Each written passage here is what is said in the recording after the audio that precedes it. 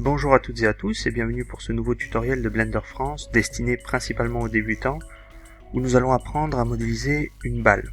Alors c'est un tutoriel qui est souvent réclamé parce que les balles font partie de la plupart des jeux et des modélisations de décors, donc nous allons voir comment rapidement modéliser une balle. Alors ici je suis en train d'activer l'add-on Screencast de Blender. Donc dans les préférences utilisateurs, j'active 3D View Screencast Keys, ça va me permettre d'afficher les touches que je presse directement dans le viewport pour permettre de mieux suivre ce tutoriel. Donc voilà, c'est fait. Je clique sur Start Display et vous voyez qu'ici en bas à gauche les touches que je presse s'affichent. Alors nous allons premièrement arranger notre espace de travail. Donc pour cela on va cliquer ici en haut à droite et diviser l'espace de travail en deux. Nous allons choisir Image Editor et puis Image Open Image. Je vais aller chercher une image de référence pour les balles que j'ai téléchargée et bien sûr theblueprints.com, je vous en ai parlé lors de ma dernière vidéo. Voilà, elle est ouverte. Alors c'est une image qui regroupe en fait les différents types de balles. Donc vous voyez qu'il y a à peu près tous les formats. Donc je suppose que c'est pour des armes différentes. Nous on va faire celle qui est au centre ici, avec une tête bleue et argent. Donc première chose, nous allons nous mettre en position right view, donc vue de côté, et puis en orthographique et non pas en perspective. Donc cela étant fait, nous allons ajouter, comme vous vous en doutez, un cylindre qui va se placer au centre de notre grille. Et nous allons donner forme à ce cylindre pour atteindre la forme finale de la balle. Alors nous allons avant tout appuyer sur la touche T et puis diminuer un petit peu le nombre de vertices. On n'a pas besoin d'une résolution aussi importante puisqu'on appliquera sans doute après une subdivision de surface. Et en type de fermeture, nous allons mettre Triangle Fan. Vous voyez, Cap Fill Type, Triangle Fan. Donc ça va être la fermeture en haut et en bas du cylindre. Donc ensuite, nous allons, tout simplement agrandir notre cylindre pour lui donner une forme oblongue. Puis, une fois que c'est fait, nous allons ajouter un edge loop en appuyant sur la combinaison de touches CTRL R et la descendre grosso modo vers le bas de la balle pour créer cette espèce de rebord qu'on voit en dessous. En passant en mode sélection face, via le raccourci CTRL Tab, on va sélectionner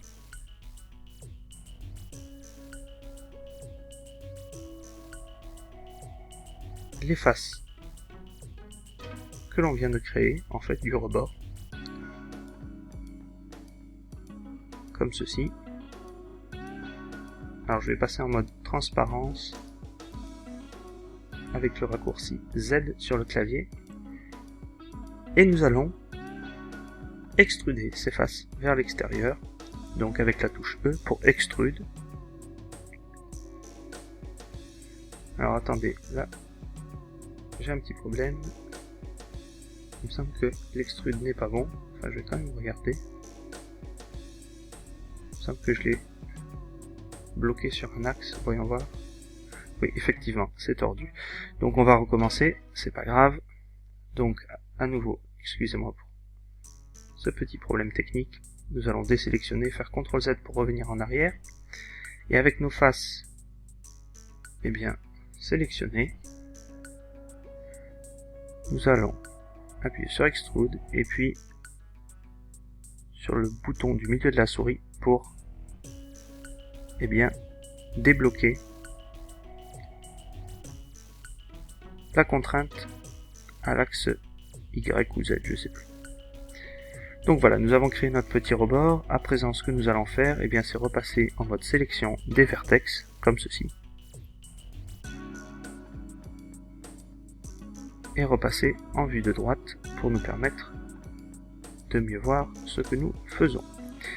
Alors, en fait, j'ai sélectionné le vertex au milieu de la fermeture ici en haut et je vais l'étirer vers le haut pour faire la pointe de notre balle. Alors ici, c'est très basique ce que je vais faire, je vais rajouter au fur et à mesure des edge loops que je vais en fait ajuster à l'aide de la fonction scale, donc échelle, S sur votre clavier, pour donner une forme de balle à notre modèle. Donc je vais peut-être éviter de commenter cette partie-là parce qu'en fait c'est très simple, c'est toujours le même processus. Je rajoute des edge loops avec la combinaison de touches CTRL R comme je vais faire immédiatement, donc CTRL R, vous voyez que ça rajoute un edge loop. Et là je vais venir les placer pour reproduire la forme de la balle que vous voyez ici sur la droite.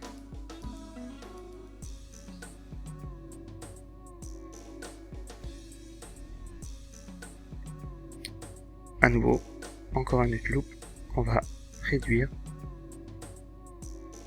pour donner cette forme un petit peu comme un obus en fait.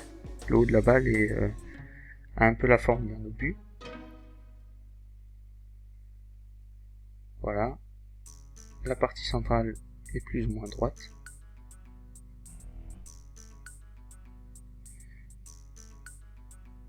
Et enfin, à nouveau, un petit rebord vers l'extérieur pour finir la forme de la balle. Alors vous voyez qu'ici c'est pas parfait, donc je vais rajuster un petit peu la proportion du haut par rapport au bas, puisque ça correspond pas exactement. Ici on dirait plutôt une fusée qu'autre chose. Donc je vais sélectionner tous ces points là et via la fonction scale, donc échelle, agrandir la tête de ma balle pour qu'elle corresponde grosso modo à peu près au gabarit du bas de la balle que nous allons naturellement agrandir comme ceci.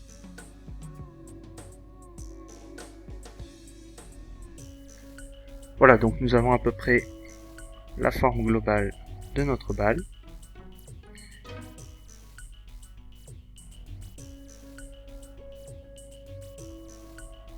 Nous allons repasser en vue de droite, donc de côté, pour vraiment bien ajuster via cette vue là la hauteur et la largeur de nos edge loops. Donc en fait ce sont des séries de points qui font le tour de la balle que vous voyez là.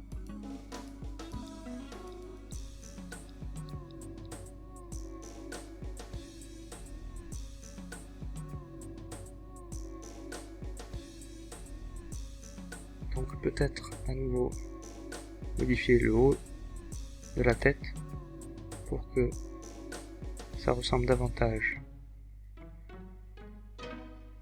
à mon image de référence que j'ai ici sur la droite.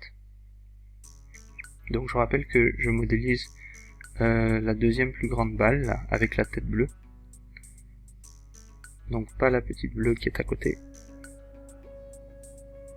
Alors voilà, ici par exemple c'est le genre de modélisation où vous n'avez pas forcément besoin d'avoir un blueprint ou une image de référence en fond. Vous pouvez vous permettre de modéliser comme ça à vue d'œil, puisqu'en fait la forme est pas très difficile. C'est pour ça que ce tutoriel est idéal pour les débutants. Ça va vous permettre de pouvoir vous familiariser avec la modélisation tout simplement, et en particulier avec l'outil échelle. Au final, on a juste ajouté un cylindre qu'on a petit à petit modifié. Voilà, donc je pense que la forme de la balle est pas trop mal. Donc maintenant ce que je vais faire, c'est que je vais rajouter, vous savez, cette espèce de trou qu'il y a ici en dessous de la balle. Donc pour ce faire, je vais en fait sélectionner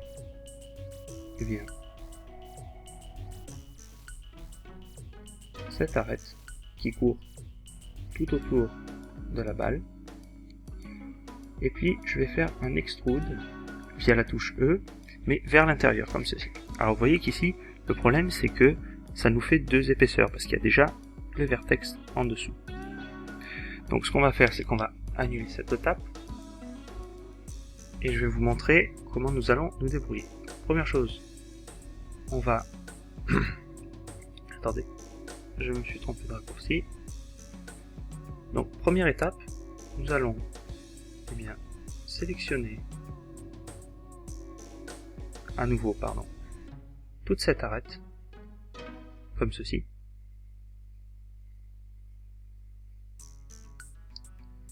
Répétez l'opération, extrude, puis clic du milieu de la souris vers l'intérieur, comme ceci.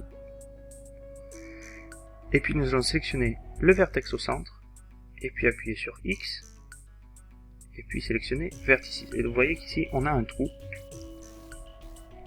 qui nous permet de voir à l'intérieur de la balle. Donc on va boucher ce trou en sélectionnant le cercle de points au centre, en appuyant sur E, puis Z pour extruder sur l'axe Z, donc en hauteur, et puis appuyer sur F pour créer une face avec tous ces points. Comme ceci. Vous voyez qu'ici on a le trou qu'on voulait faire à la base de la balle. Donc on va repasser en vue de côté, donc right view, et on va ajuster la profondeur de ce trou, puisqu'évidemment, généralement, il n'est pas très profond. Et vous voyez qu'ici, on a notre trou qui est créé.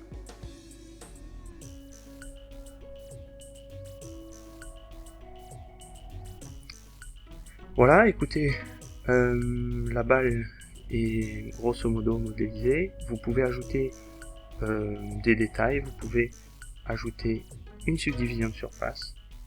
Mais en tout état de cause, je vais considérer que le tutoriel de modélisation en tout cas est terminé. Donc je vous dis à très bientôt pour une nouvelle vidéo. Ciao!